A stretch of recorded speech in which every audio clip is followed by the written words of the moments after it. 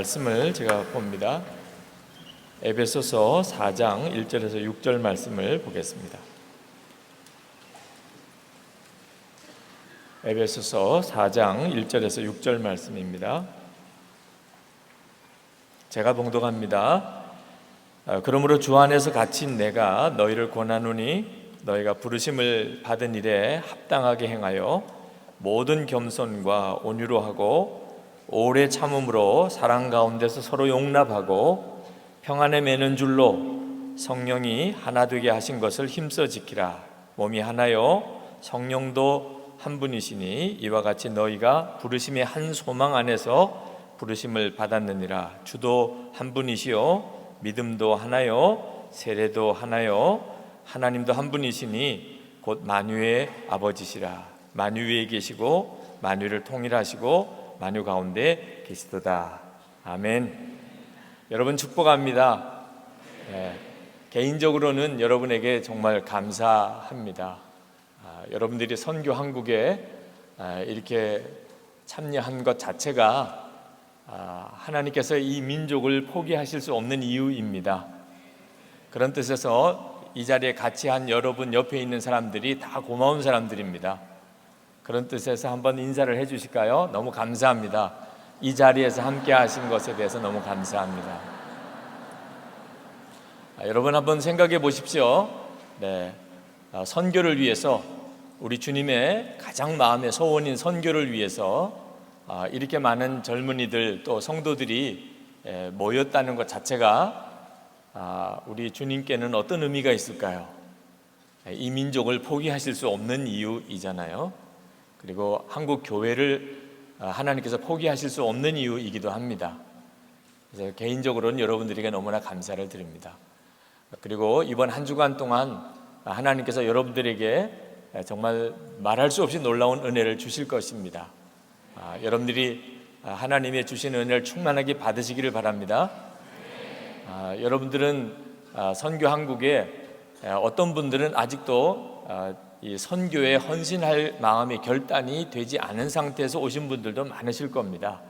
여러분들이 다 선교사로 나가게 될 것이라고 그렇게 생각하지는 않습니다.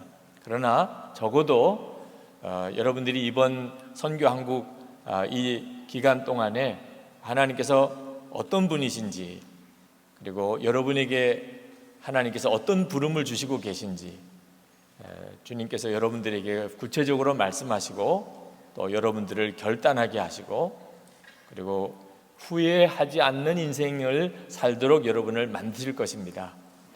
여러분 중에 선교에 대하여 하나님의 특별한 부름이 있어서 오신 분들은 이번 한 주간 동안이 여러분에게 정말 행복한 주간이 될 것이라고 믿습니다.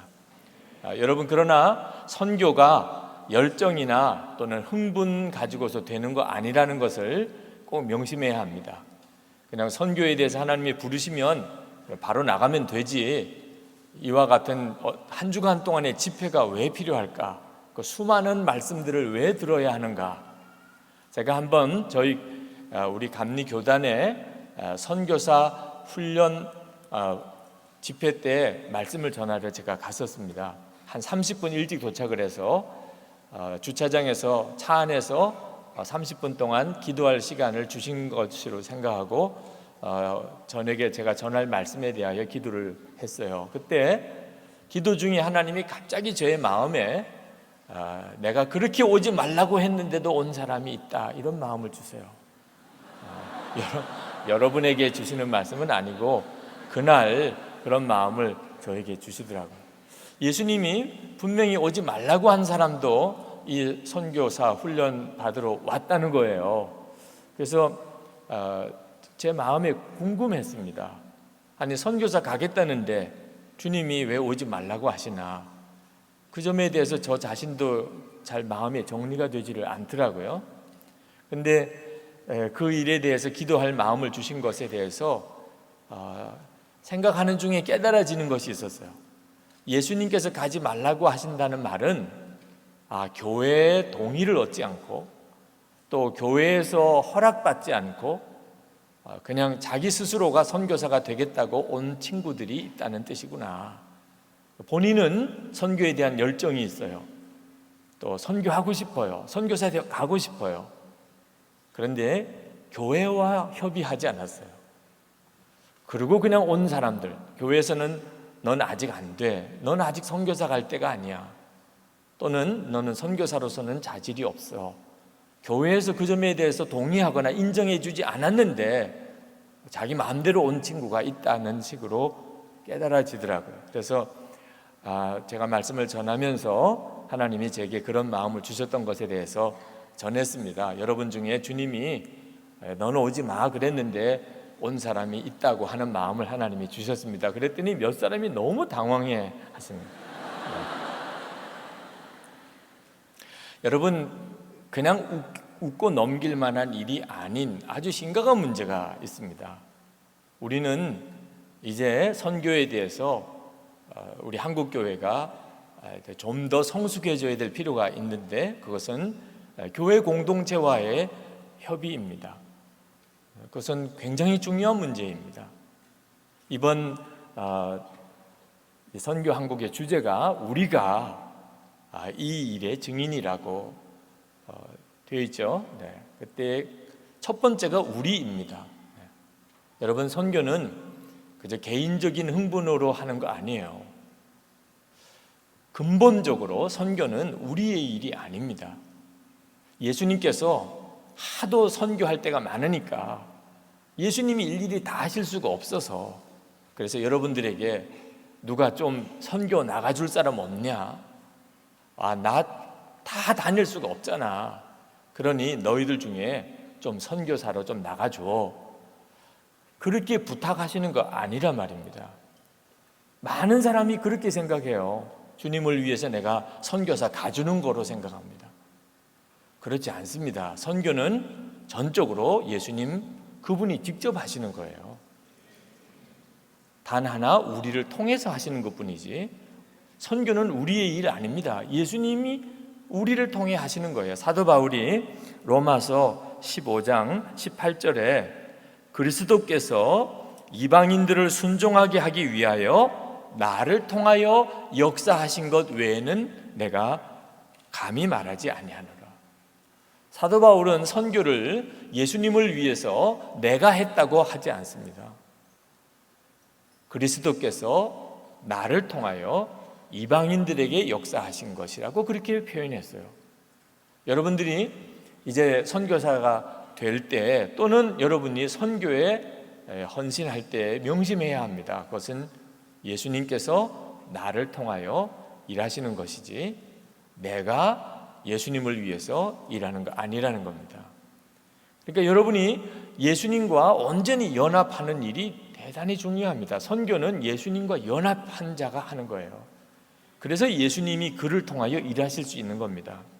그런데 예수님과 연합하는 것은 뭘 말하는 거죠? 교회를 이해하지 못하면 예수님과의 연합을 정확히 이해하기 어렵습니다. 분명히 성경에 교회는 예수 그리스도의 몸이라고 말씀하고 있습니다. 그러므로 여러분들이 이제 선교하는 일에 있어서 예수 그리스도와의 연합을 하는 것에 있어서의 교회, 공동체 얼마나 중요한 것인가 하는 것을 여러분이 분명하게 알아야 합니다. 최근에 어느 목사님으로부터 제가 아주 어려움을 지금 겪고 있는데 그 목사님은 중국을 가시겠다는 거예요. 어떤 계기로 중국에 있는 그 목자 없는 양과 같이 그 한인들이 중국의 한족 한인들이 그렇게 방황하고 있는 많은 사람들을 이제 알게 되었다는 겁니다. 그래서 지금 목회하시는 것을 그만두고 그 중국에 가서 그 한인들을 위해서 자기가 사역을 하시겠다는. 근데 아무런 선교 훈련을 받지 않았어요. 중국말을 할 줄도 몰라요. 그런데 가슴은 보통 불이 붙은 게 아니에요. 저하고 이야기를 하는데 울어요. 한번 가봤는데 마음이 안타까워서 견딜 수가 없다는 겁니다. 제가 그 목사님께 목사님이 그렇게 선교사로 가시는 그 마음은 제가 너무나 귀하지만 목사님을 우리가 중국 선교사로 교회가 검증하고 그리고 목사님을 후원할 아무런 우리는 준비가 되어져 있지 않습니다. 목사님이 이제 중국으로 가셔서 그 한족들을 섬길 때 저는 틀림없이 그들에게 굉장한 혼란과 상처를 주게 될 거라고 생각합니다. 목사님의 마음은 절대로 그렇지 않지만 목사님 절대로 간과하지 말아야 될 것은 목사님이 정말 중국 선교사로서 준비가 된 사람인지를 교회가 검증할 시간을 가져야 합니다. 목사님 언제까지 그렇게 해야 됩니까? 거기는 지금 당장 이번 주일에도 설교할 사람이 없습니다. 그 목사님과 대화하면서 굉장히 힘들었어요. 많은 우리 한국 사람, 특히 우리 선교사 지원자들이 이 한국인의 피를 가지고 있잖아요. 한국인의 피는 못 말리는 피잖아요. 한번 필이 꽂히면 못 말리는 피잖아요. 그렇죠? 이게 주의 뜻이다, 주님이 기뻐하시는 것이다, 그러면 이제 누구 말도 안 듣잖아요. 나는 주님과 직통이야, 이렇게 되어져서 그동안에 사실 굉장한 선교의 개척의 열매도 있는 것도 사실입니다. 어떤 분들은 한국인의 이런 성격을 하나님이 쓰신다고 말씀하기도 하고, 또 일면 그런 면도 있어요. 우리 한국 사람 같은 성격이니까 이만한 선교의 역사도 이루어냈다고 말할 수도 있습니다. 그러나 언제까지 이렇게 갈 수는 없지 않느냐 하는 거죠. 이제는 선교를 이렇게만 계속 갈 수는 없지 않느냐. 여러분들이 이번에 정말 하나님 앞에 진지하게 물으셔야 됩니다. 예수님은 여러분의 마음 안에만 계신 게 아닙니다. 교회라고 하는 공동체를 통하여 우리 주님은 여러분에게 다가오세요. 그 점을 여러분이 분명하게 하셔야 됩니다. 선교사에게 있어서 선교의 열정과 함께 중요한 것은 하나 되는 몸을 이루는 것입니다. 몸을 이루는 것이에요. 선교는 혼자 하는 거 아닙니다. 선교는 우리 주님께서 한 개인에게 맡기셨다기보다는 교회에게 맡기셨어요. 교회가 하는 것입니다. 여러분, 이번 월드컵 올림픽 때 우리 여자 양궁 단체팀이 올림픽 7연패를 했다고 뉴스에 나오는 것을 들었습니다. 자, 그 양궁 선수들은 한 개인으로서 올림픽에 출전한 것이 아니고 우리 나라를 대표해서 간 거죠. 그래서 나라가 선수를 선발하기도 하고 훈련도 시키고, 그리고 국가대표라고 하는 자격을 부여해서 그들이 나갔죠. 그는 분명히 개인이지만 그가 거둔 성적은 우리 나라의 성적이 되는 것입니다. 선교사도 똑같습니다. 선교사는 절대로 한 개인이 아니고 그는 교회의 한 지체인 것입니다. 여러분, 교회는 아주 신비한 공동체입니다. 성령께서 오셔서 교회를 이루셨어요. 그리고 그것을 예수님의 몸이라고 하셨습니다. 예수님은 지금 우리 눈에 보이게 우리와 같이 계시지 않지만 교회라는 공동체를 통하여 우리와 같이 계신다고 말씀했어요. 왜, 어떻게 그렇게 말할 수 있느냐? 교회는 성령의 역사가 아니면 설명할 수가 없습니다. 우리가 오늘 이렇게 모인 것도 전적으로 성령님의 역사인 것입니다. 성령님께서 여러분들의 마음에 이 자리까지 오게 하셨으니 우리가 오늘 이렇게 모인 것이에요. 우리가 이렇게 모였다는 것 자체가 우리 가운데 함께 하시는 예수 그리스도의 영광을 그대로 보여주고 있는 것입니다. 예수님이 하신 거예요. 지금 주님이 이렇게 우리와 같이 계신 거예요. 이렇게 모인 이 모임 자체가 그것을 우리에게 강하게 보여주고 있는 것입니다. 성령님은 교회를 존재하게 하고, 성령님은 교회 안에 내주하시고, 성령님께서는 교회를 하나 되게 하시고, 성령께서는 하나 된 교회로 하여금 예수 그리스도를 증거하도록 역사하십니다. 그러므로 여러분이 선교하게 될 때 반드시 성령께서 하시는 이 역사를 여러분이 잘 분별하셔야 하는 겁니다. 에베소서 4장 3절 오늘 우리가 읽은 말씀에 보면 성령의 매는 줄로 성령이 하나 되게 하신 것을 힘써 지키라고 그랬어요. 성령님은 하나 되게 하신 분입니다. 그것이 성령님의 역사예요. 그러므로 여러분이 선교에 대한 부름이 있거나 선교에 대한 열정이 있다면 반드시 하나됨을 통하여 교회와 분별하셔야 합니다. 주님은 반드시 그것을 확증시켜 주세요. 몸을 통하여 확증시켜 주십니다. 여러분이 선교사로 부름을 받았다는 사실을, 여러분에게 선교의 사명이 있다는 사실을 몸을 통하여 분별시켜 주세요. 그리고 선교사가 되는 가장 중요한 훈련 중에 하나가 되는 훈련입니다. 저희 교회 집사님 중에 외국 선교사로 헌신한 분이 계십니다. 지금도 이제 그 훈련 과정 중에 계십니다. 이 외국 선교, 외국에서는 영어가 선교사로 헌신하는데 굉장히 중요한 선발 기준이더군요. 그래서 그 부부가 다 이제 언어 훈련을 하셨는데, 남편 되는 집사님은 영어를 꽤 잘하세요. 그런데 아내 집사님이 영어로 의사소통하는데 좀 어려움이 있었습니다. 그래서 아내가 이제 언어 훈련을 받으실 때예요. 어느 선교사님께서 그 집사님이 선교사로 헌신하셨다는 것을 듣고 잘 준비되고 계신지를 물었습니다. 선교사로 이렇게 준비하는 일이 잘 되고 계신가요? 그랬더니 그 남자 집사님이 그 선교사님에게 그렇게 대답을 했다고 그래요. 예, 저는 준비가 됐는데 제 아내는 준비가 아직 안 됐습니다. 그 말하고 얼마나 야단을 맞았는지. 아니 도대체 무슨 말씀을 그렇게 하시느냐. 아내가 준비가 안 됐으면 당신이 준비가 안 된 거지. 아니 당신과 당신의 아내가 어떻게 서로 다를 수가 있냐 말입니다. 아니 분명히 성경에 남편과 아내는 한 몸이라고 했는데 선교사를 나가겠다는 사람이 분명히 성경이 말한 그 놀라운 이 엄청난 진리를 여전히 받아들이지 못한 상태에 있으면서 당신이 어떻게 나는 준비가 됐다고 말할 수 있느냐. 그래서 이 집사님이 얼마나 그 말을 듣고 창피했는지 하는 이야기를 저에게 와서 고백을 하더라고요. 부부인데 남편은 준비가 됐는데 아내가 준비가 안 되는 일이 있을까요? 그런 일은 없다고 말입니다. 누가 한 사람이 준비가 안 됐으면 둘 다가 준비가 안 된 거죠. 하나가 되는 일에 대하여 훈련받는 것. 선교사 또 우리가 선교를 할 때 대단히 중요한 일이에요. 근데 안타깝게도 이 점에 대해서 잘 아는 사람들이 그렇게 흔하지가 않습니다. 너무 조급해요. 하나 되는 것 과정을 훈련받으려고 하지 않습니다.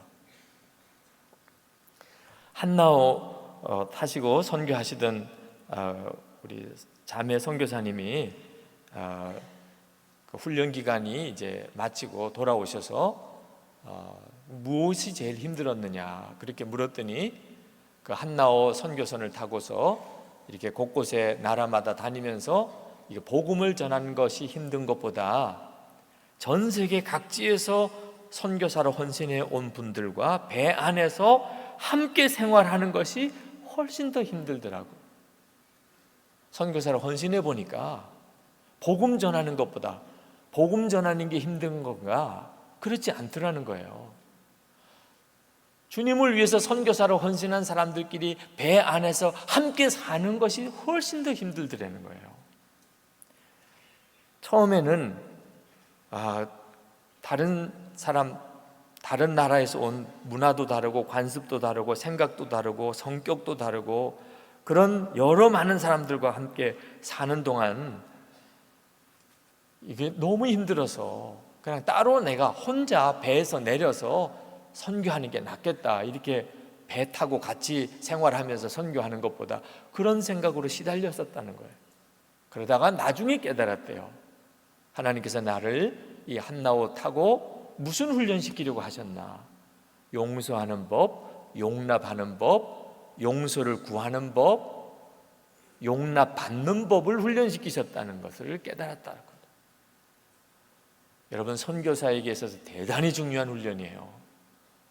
여러분은 선교에 대한 열정과 도전을 받은 것뿐만 아니고 이제는 여러분이 정말 선교하려면 용서하는 법을 배워야 되고 용서받는 법을 배워야 되고 용납하는 법을 배워야 되고 용납받는 법을 배워야 합니다.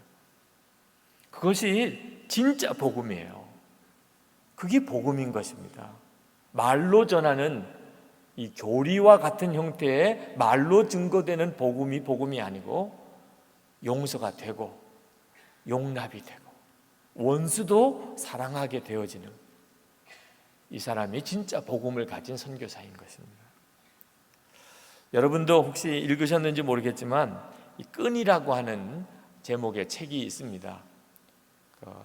2005년 2월에 박정헌 씨 또 그 후배 최강식 씨 산악인입니다. 해발 6,000m쯤 되는 봉우리인 히말리아 촐라체 북벽을 등반하고 하산하던 중에 사고를 당한 상태에서 구조되기까지의 과정을 기록한 등반 기록서입니다. 이 박정현 씨와 최강식 씨가 촐라체 정상을 정복을 했습니다. 내려오는 길에 사고가 났습니다. 이 산 곳곳에 위험한 곳이 많기 때문에 두 사람은 이 끈으로 로프로 서로를 묶고 내려오고 있었습니다. 그런데 후배였던 최강식 씨가 그만 눈으로 덮여있던 빙벽 사이로 빠져버렸어요. 추락했습니다. 이 최강식 씨가 외마디 비명을 지르면서 추락하는 순간에 앞장서서 내려오고 있던 박정헌 씨는 반사적으로 몸을 땅에 붙이고 얼음을 찍어서 간신히 같이 추락하지는 않았어요. 멈추긴 했습니다. 그때부터가 문제였어요. 아무리 밑에 끈에 매달려 있는 박정헌 씨를 끌어올리려고 해도 도무지 끌어올릴 수가 없는 겁니다. 최강식 씨는 떨어질 때 충격으로 두 발이 다 부러져 버렸습니다. 혼자서 벽을 기어 오를 수가 도무지 없어요. 위에 있는 박정헌 씨는 갈비뼈가 부러졌어요. 히말라야 외딴 곳에서 누구의 도움도 받을 수가 없는 단 두 사람이 끈 하나로 매달려 있는 바로 그 상황에서 삶과 죽음의 사투를 벌이는 그 시간이 10분이나 20분이라면 그게 문제될 것도 없지만 무려 3시간 동안에 밑에 매달린 사람은 다리가 부러지고 위에 얼음에 간신히 매달려 있는 사람은 갈비뼈가 부러지고 그리고 두 사람 사이에는 끈이 매달려 있습니다. 자, 여러분 같으면 여러분이 위에 있었던 박정현 씨였다면 그때 여러분들은 무슨 생각을 했을까요? 밑에 매달려 있는 최강식 씨 후배를 끌어올릴 수 없다고 생각이 될 때 그때 여러분은 끈을 끊어버릴 생각을 하지 않았을까요? 일단 나라도 살아야 되잖아요. 이러다가 결국은 같이 죽는 거 아니에요? 아마 심성이 약한 사람 아니더라도 누구나 다 이 문제로 고민을 하게 될 것입니다. 박정헌 씨도 끈을 끊어버리고 싶다는 생각이 들었다 그랬어요. 그러나 그럴 수가 없었어요. 최강식 씨와 끈을 묶는 순간에 그 둘은 이미 생명이 하나였기 때문에 두 사람이 끈을 묶는 순간에 두 사람은 이미 두 사람의 생명이 아니고 한 생명이었기 때문에 3시간 동안의 사투를 벌입니다. 최강식 씨가 간신히 절벽으로 기어 올라왔어요. 그러나 두 다리가 부러진 사람과 갈비뼈가 부러진 이 두 사람이 산을 내려가는 것 또한 만만치 않은 일이었습니다. 박정현 씨는 안경을 잃어버렸어요. 눈 시력이 0.3밖에 안 됩니다. 온 세상이 그냥 허옇게만 보이는 겁니다. 최강식 씨는 두 발목이 부러져서 기어야 했습니다. 5일 동안을 두 사람이 그렇게 산을 기어 내려옵니다. 5일 만에 어떤 네팔 노인의 집에까지 기어와서 발견이 됩니다. 그리고 네팔의 수도 카트만두로 이송이 되었어요. 너무 오랜 시간 추위에 노출되어 있었기 때문에 그들이 구출되어 한국에 돌아왔을 때 둘의 손가락과 발가락은 동상으로 이미 썩어가고 있었습니다. 결국 박정현 씨는 10개의 발가락 다 자르고 8개의 손가락을 잘라냈습니다. 최강식 씨는 10개의 발가락과 9개의 손가락을 잘라냈습니다. 그렇지만 손가락과 발가락을 포기하고서라도 결코 끈을 끊어버릴 수는 없었습니다. 그저 서로 살아만 있어 달라고 기도했을 뿐이라고 했습니다. 자, 이 책의 내용을 제가 이 시간에 짧은 시간 설교를 하지만 여러분에게 소개해 드린 것은 이것은 전적으로 우리들에게 일어나고 있는 일이기 때문에 여러분이 지금 끈으로 연결된 거 아십니까? 우선은 하나님과 우리 사이가 끈으로 연결되어 있습니다. 끊을 수가 없는 생명이 하나가 되어 있는 끈이에요. 그 끈은 예수 그리스도 있습니다. 하나님께서는 우리를 절대 포기할 수 없다. 예수님께서 십자가에서 머리와 손발에 못이 박히고 그리고 옆구리에 창이 찔리고 피를 다 쏟아 십자가에서 죽으신다 할지라도 우리를 포기할 수 없다. 하나님과 우리 사이에 예수 그리스도로 끈이 묶여져 있습니다. 그게 우리예요. 우리가 그렇게 구원받았어요. 그것이 복음입니다.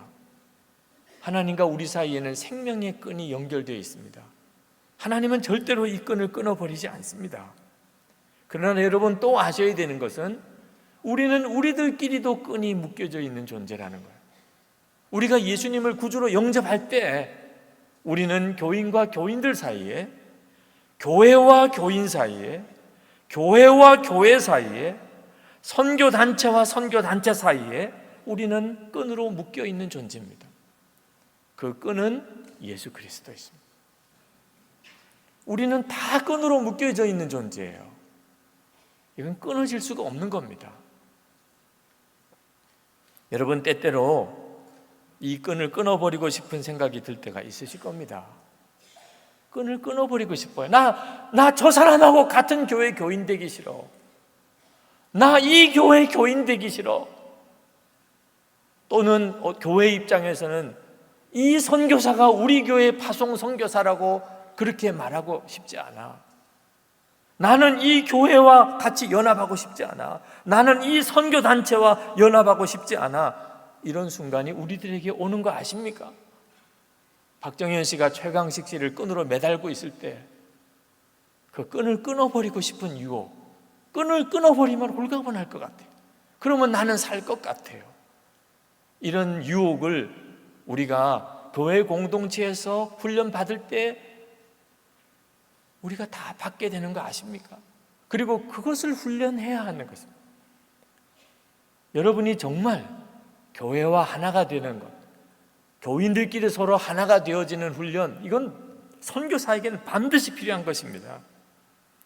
부끄러운 일이긴 하지만 저는 감리교 목사입니다. 왜 부끄럽다고 했느냐? 지금 감리교회가 싸우고 있어요. 교단적인 문제 때문에 창피하기가 짝이 없어요. 어떤 때는 차라리 감리교회를 탈퇴하는 것이 낫지 않겠나 그런 생각도 했었어요. 그러나 주님은 그래서는 안 된다고 하셨어요. 감리교회가 지금 현재는 몹시 부끄러운 형편에 있긴 하지만 감리교회와 저 사이에는 예수 그리스도로 끈이 묶여져 있어요. 예수님은 교회가 잘못이 있어도 욕을 먹어도 절대로 교회를 포기하지 않으십니다. 그것은 십자가가 말해 주었어요. 우리를 절대 포기하지 않으시겠다. 예수님이 십자가에서 죽으실지언정 우리를 포기하지 않으시겠다. 한국 교회가 지금 여러 가지 어려운 모습을 보이고 있기 때문에 어느 분이라고 하면 다 알만한 아주 대단한 지성인인 그분도 교인이십니다. 예수님께서 한국 교회를 떠났다고 그건을 한 일이 있습니다. 경종을 울리자고 하는 의도는 충분히 알겠지만 이건 정말 무서운 말. 예수님께서 진짜 한국 교회를 떠나셨을까요? 여러분, 어떤 자녀가 타락해서 방탕한 삶을 살고 있을 때 누가 그 자녀에게 찾아가서 내 부모가 너를 버렸어. 그러면 그 부모는 그것을 고마워할까요? 저는 절대로 그렇게 생각하지 않습니다. 우리 한국 교회는 지금 현재 아주 홍역을 앓고 있지만 누구도 하나님은 한국 교회를 버렸다고 말할 수 없습니다. 하나님은 절대로 그렇게 하신 적이 없기 때문에. 하나님께서 교회를 징계하실 수는 있습니다. 그때 우리는 어떻게 하지요? 이건 누구누구 때문입니다. 나는 잘못하지 않았습니다. 그것은 하나님의 마음을 정말 아프게 하는 것입니다. 교회가 따로 있고 교인이 따로 있는 게 아닙니다. 교인과 교인은 다 연합되어 있는 것입니다. 예수 그리스도로 우리는 다 끈이 묶여져 있는 존재입니다. 저가 잘못했다면 그것은 내 잘못인 것입니다. 우리가 하나님 앞에 나아가서 하나님, 이것은 나의 잘못입니다 라고 기도할 때 오히려 문제는 더 빨리 해결이 되는 것입니다. 제가 아는 어느 장로님 한 분이 저에게 메일을 보내주셨어요. 그 교회에 담임 목사님을 청빙해야 될 일이 생겼습니다. 여러 후보 목사님들이 나왔습니다. 그 장로님이 정말 모시고 싶은 목사님이 계셨어요. 그 장로님이 생각할 때 이 목사님은 절대 안 돼, 그런 분도 마지막까지 추천이 올라왔습니다. 그 주일에 이제 투표가 하게 됐습니다. 어느 목사님을 청빙해야 될지 투표가 있는 주일입니다. 새벽 기도에 나가셨어요. 중요한 주일이니까 특별히 하나님 앞에, 하나님, 정말 이 목사님이 우리 교회 담임 목사님으로 이번에 부임할 수 있게 해주시옵소서 기도를 했습니다. 그런데 깜짝 놀라는 주님의 마음이 들었어요. 내가 원하는 목사가 결정되지 않더라도 너는 감사하겠느냐. 숨이 탁 막혔다고 그래요.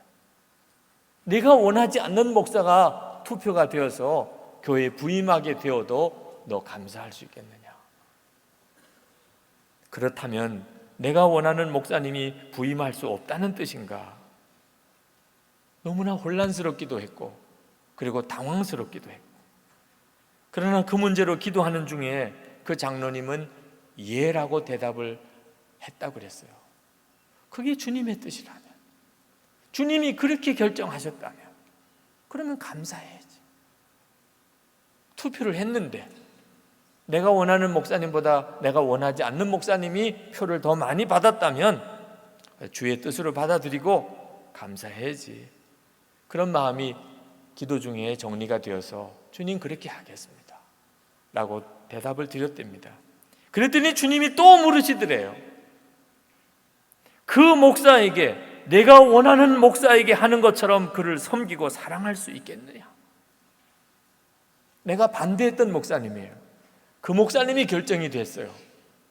그런데 내가 원하는 목사님에게 내가 섬기고 그 목사님을 사랑하는 것처럼 이제 그 목사님을 섬기고 사랑할 수 있겠느냐. 그거는 도무지 못하겠더래. 받아들이기는 하겠어요. 그렇지만 그 목사님을 섬기고 사랑하라, 도무지 그거는 못하겠더래. 그런데 그 새벽 기도 내내 너무나 괴로워서 기도하면서 마지막에는 결국은 그렇게 고백했었다고. 주여, 제가 그렇게 하겠습니다.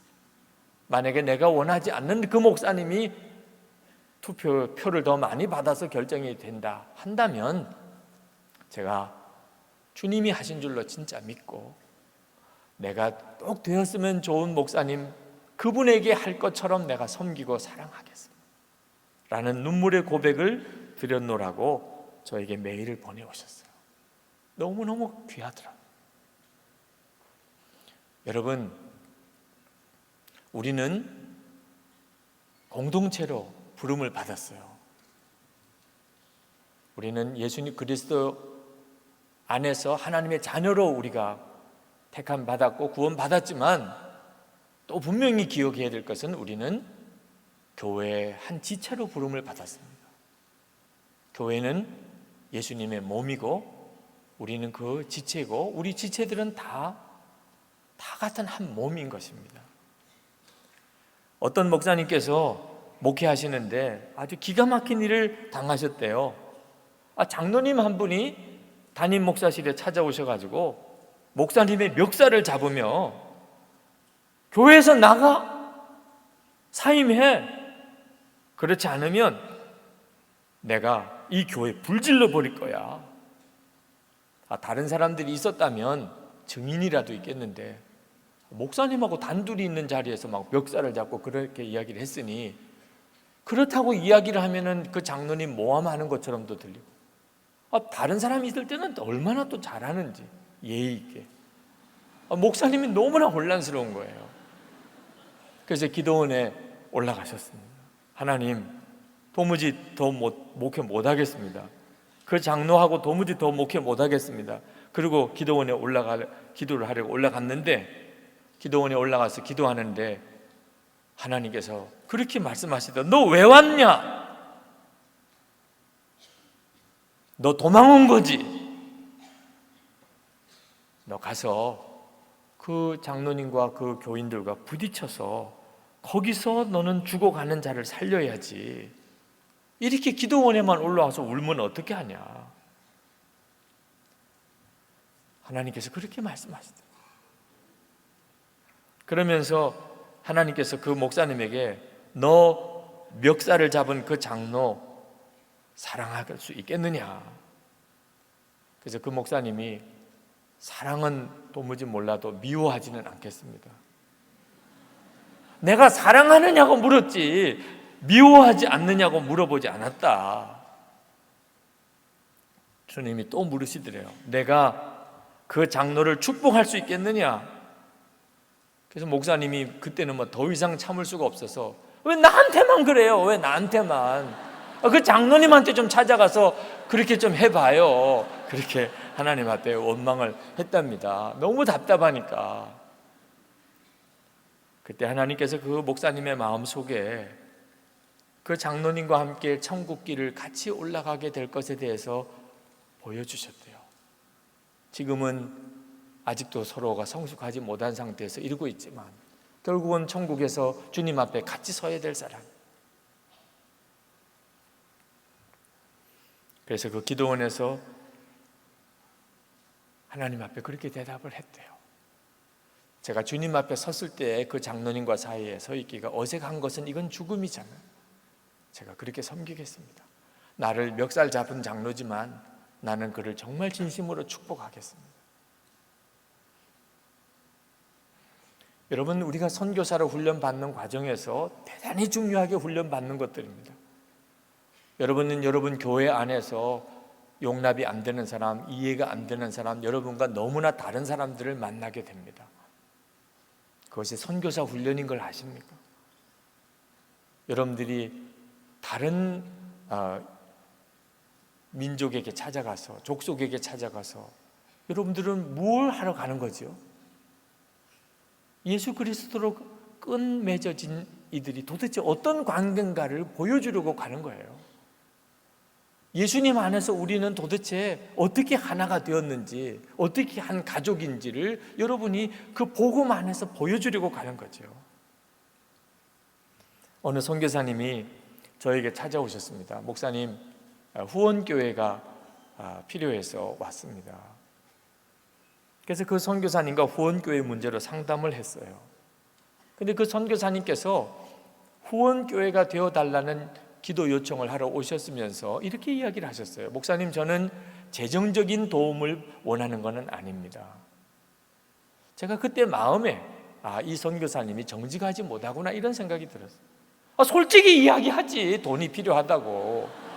선교사님도 먹고 살아야 되잖아요. 그러니까 후원교회에서 선교비 보내줘야 되는 거 당연한 일이지. 선교사님이 무슨 자존심이 그렇게 세가지고 돈이 필요한 건 아니에요. 기도만 해주시면 돼요. 맨 그런 선교사님이 제가 보기에는 정직한 것 같지가 않더라고요. 그래서 마음에 이 선교사님도 정직하지가 못하구나. 재정의 필요를 구하는 게 뭐 잘못된 일이라고. 정직하게 저는 이 정도의 재정이 필요합니다. 그렇게 해야 교회도 또 거기에 맞춰서 의논도 하고 그리고 지원도 하잖아요. 그런 마음의 판단이 순간에 들더라고요. 근데 그 선교사님이 또 그러세요. 저를 위해서 기도를 해달라는 것도 아닙니다. 그럼 뭐야 도대체? 돈도 아니요, 기도도 아니요. 후원교회 왜 필요해 도대체? 그런 생각이 들더라고요. 좀 의아하더라고요. 왜 왔는가 싶은데. 그랬더니 그 선교사님이 그런 이야기를 하세요. 선교사인 제가 혹 선교지에서 실수를 하거나 죄를 짓는 일이 생겼을 때 끝까지 저를 품어주고 믿어주고 다시 일으켜줄 그런 교회를 찾습니다. 선교사도 사람인 까닭에 때때로는 실수도 하고 뭘 잘못할 수도 있지 않겠나. 그럴 때 후원교회는 도대체 어떤 교회죠? 당신이 그런 잘못을 저질렀으니 이제는 당신은 우리가 파송한 선교사가 아닙니다. 도대체 우리가 가지고 있는 예수 그리스도라는 끈은 그 정도밖에 안 되는 건, 그러면 선교사님은 얼마나 불안하게 사역을 해야 합니까? 선교사가 혹시 실수할 수도 있고 잘못을 저지를 수 있을 때 다른 교회는 다 비난한다 할지라도, 협력교회는 혹시 그럴지 몰라도 파송교회만큼은 그 선교사님의 편이 되어주고 그 선교사님이 다시 일어날 수 있도록 기다려주고 기도해주고 결국은 다시 세워줄 수 있는 그런 교회가 제가 필요합니다. 제가 그 선교사님과 대화하면서 파송교회는 어떤 교회여야 하는지를 배웠어요. 부끄럽게도 그동안 제가 파송교회에 대한 개념이 정확하지가 않았어요. 파송교회는 어떤 교회인가? 이런 교회예요. 여러분이 선교사로 훈련받을 때 교회와 연합이 얼마나 중요한 건가? 여러분에게 있어서 이렇게 진짜 한 몸이 된 교회가 있어야 한다는 게 얼마나 중요한 건가? 때때로 여러분의 속에서 일어나는 열정, 그것을 교회가 충분히 다 그대로 반응해 주지 않아서 여러분이 선교사가 되는 과정을 검증해 보고 또 훈련하고 테스트하는 기간이 좀 길어지는 것처럼 보일지라도 교회와 여러분이 정말 하나가 되어지는 과정을 밟는 것은 대단히 중요한 것입니다. 여러분이 가는 것은 교회가 가는 것과 같기 때문에. 마이클 야코넬리가 쓴 영성이라고 하는 책에 나오는 실화입니다. 영국의 어느 목사님이 어느 주일에 성도들에게 이제는 자기가 기독교의 진리가 더 이상 믿어지지 않는다는 거예요. 그래서 교회를 사임하겠다고 폭탄 선언을 하셨습니다. 목사가 기독교의 복음과 진리가 믿어지지 않는다. 그때 교인들이 너무너무 난감해하고 있을 때 장로님 한 분이 나오셔서 교인들에게 이 문제를 의논하기 위해서 예배 후에 모이자고 광고를 했습니다. 그때 교인들은 생각할 때 그 목사님이 이제 사임하는 것은 당연한 일이고 후임 목사님을 모시는 일을 의논하겠구나 이렇게 생각을 했습니다. 그런데 그 장로님은 그렇게 말하지 않았어요. 목사님, 기독교는 진리가 아니라는 결정을 내리기까지 몹시 힘들었을 줄 압니다. 하지만 우리는 기독교가 진리라고 믿습니다. 우리는 이 사실을 너무나 분명하게 확신하고 있기 때문에 목사님이 계속 우리 교회에 남아주시기를 원합니다. 대신 매주 우리에게 기독교에 대한 목사님의 의혹을 말씀해 주시기 바랍니다. 우리가 목사님과 논쟁할 수 있다고 생각하기 때문이 아니라 우리 교회가 목사님께서 진리를 찾을 수 있는 곳이 될 수 있다고 생각하기 때문입니다. 목사님의 설교를 계속 듣고 싶습니다. 그래서 3년 동안 그 목사님이 그냥 자기가 의심하는 거, 믿어지지 않는 것을 그게 계속 설교를 했대요. 나는 이게 믿어지지 않습니다. 나는 성경이 이게 이해가 안 됩니다. 자, 3년이 지난 어느 날입니다. 그 목사님이 설교를 하다가 교인들이 다 울고 있는 거예요.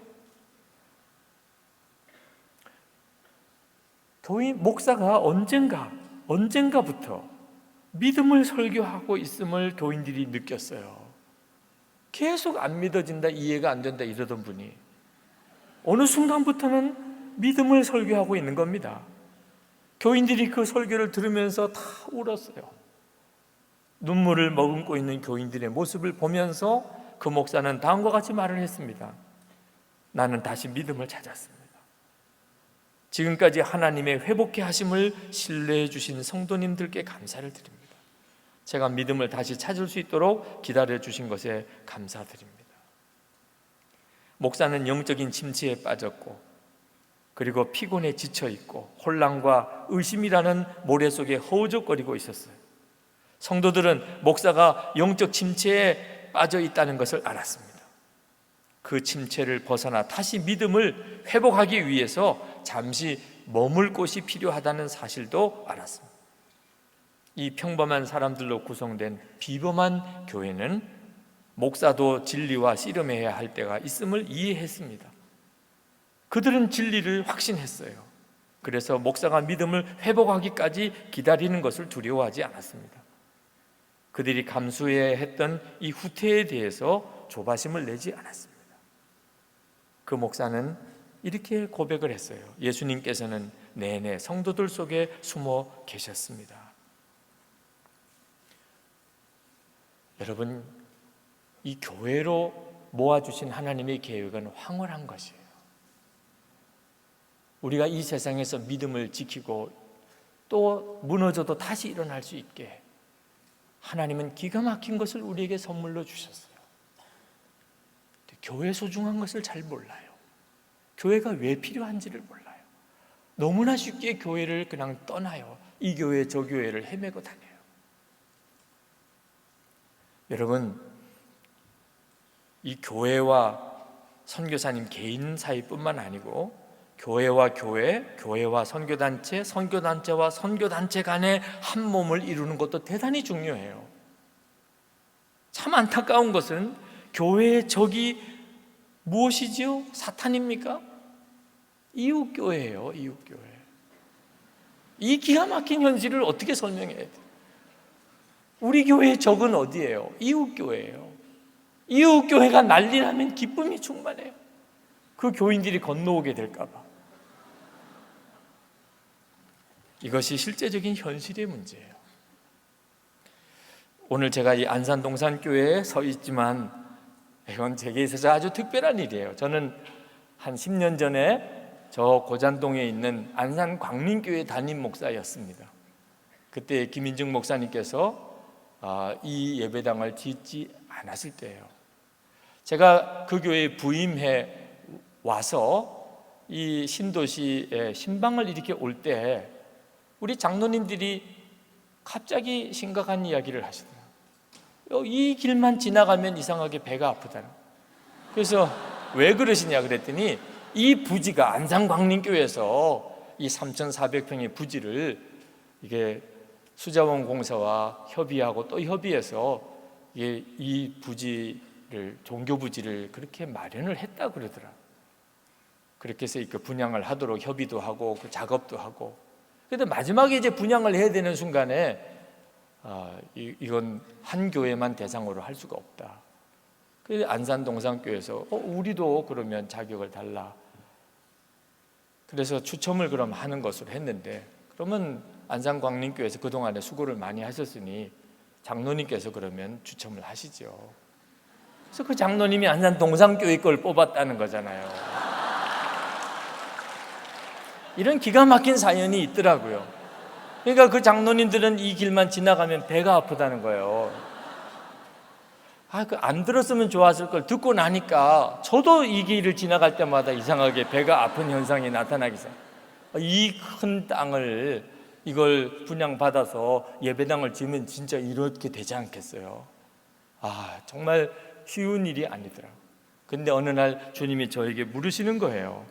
너 교회가 큰 예배당 짓고 크게 부흥되는 거 배 아픈 게 그게 주의 역사냐 마귀 역사냐 이렇게 물으시는 거예요. 생각해 보니까 주의 교회가 예배당 크고 지금 봐요 얼마나 놀라운 역사를 행하고 있나요? 이렇게 되어지는 것으로 인하여 배가 아픈 게 이게 무슨 역사예요? 이건 진짜 마귀 역사구나. 그래서 주일에 그 안산광림교회 교인들 그 참 마음 아파하는 교인들에게 주님이 주시는 그 이야기를 했습니다. 지금 우리가 이렇게 배 아픈 게 이게 주의 역사가 아닌 것 같습니다. 그래도 겨우 이렇게 수습이 된 거 있잖아요. 더 이상 이 일로 인해서 우리 마음 아파하지 맙시다. 축복합시다. 안산동산교회가 예배당 잘 짓고 하나님의 사역을 잘 감당하도록. 쉬운 일 아니에요. 교회와 교회가 진짜 연합하고 선교단체와 선교단체가 연합하고 교회와 선교단체가 연합하는 일이 그게 정말 어려운 일이 아니고 그건 하나님의 기가 막힌 십자가의 영광입니다. 그 끈이 예수 그리스도예요. 교회와 교회는 전혀 독립된 별개의 개체가 아닙니다. 예수 그리스도로 인하여 연합이 됐고 묶여져 있어요.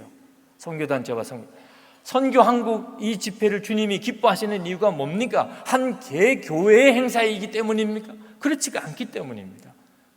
한국에 있는 모든 교회와 선교단체가 다 연합하여 그 영광을 보는 거예요.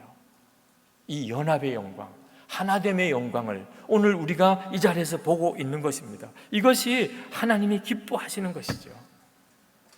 이것은 대단히 중요한 훈련입니다. 여러분이 선교사로 나갔을 때 이 하나됨의 영광을 보지 못하면 그러면 우리는 마귀의 밥이 되고 맙니다. 하나됨을 훈련받아야 돼요. 한 몸이 되어지는 훈련을 받아야 됩니다. 교회를 통하여 여러분은 선교사로 나가야 합니다. 여러분의 교회가 여러분을 이해해 주지 못하면 기도하고 그것을 끊임없이 시도해야 합니다. 여러분이 선교사로 부름받은 것에 대하여 교회와 성도들이 틀림없이 여러분을 인정해 주고 섬겨주게 됩니다. 그건 주님이 하시는 일입니다. 그것을 위해서 기도하고 기다릴 수도 있어야 합니다. 하나님께서 여러분들에게 특별하게 인도하실 수도 있겠지만 기본적으로 여러분은 교회의 축복을 기다려야 합니다. 교회와 교회가 연합되고 선교단체와 선교단체가 연합되어야 하고 선교 현지에 나가서 선교사님들끼리 연합해야 합니다. 마귀는 갈라놓는 존재고 성령님은 하나 되게 하는 존재. 성령의 하나됨을 힘써 지켜야 합니다. 여러분, 예수 그리스도 안에서 하나님이 우리에게 주신 이 놀라운 축복, 예수님으로 맺어져 있는 관계, 우리는 예수님 안에서 하나라고 합니다. 이 엄청나고 놀라운 복음을 분열의 영에 사로잡혀서 말할 수 없이 비참하게 사는 예수 그리스도를 알지 못하고 진정한 사랑을 알지 못하고 연합을 알지 못하는 그들에게 가서 전해야 하는 거죠. 우리 시간 기도합시다. 여러분, 교회를 향하여 주신 하나님의 축복, 한 몸이 되어지는 이 엄청나고 놀라운 축복, 우리는 예수님으로 인하여 서로 끊을 수가 없는 끈으로 연결되어진 존재라고 하는 사실, 하나님 이 사실에 대하여 우리가 다시 한번 하나님께 감사하십시다. 그리고 우리가 선교사로 나갈 때 우리가 교회와 연합되기를 위해서 기도하시기 바랍니다. 여러분을 파송할 수 있는 그 교회를 위해서 기도하시기 바랍니다. 그리고 우리가 서로 연합해야 합니다. 이번에 선교 한국 기간 동안에 여러분은 연합에 대한 훈련을 하고 있는 것입니다. 불편한 일이 많을 겁니다. 때때로 여러분에게 힘든 이런 수련의 여정일 수도 있습니다. 그때 비로소 우리의 복음이 무엇인지가 드러나게 되는 겁니다. 서로 섬기고 연합되고 내 마음에 들지 않고 나와 전혀 다른 사람들을 품는 것이, 이건 엄청난 훈련인 것입니다. 제자 훈련인 것입니다. 주님, 제가 그렇게 될 수 있게 되기를 원합니다. 우리 다 같이 통성으로 기도합시다.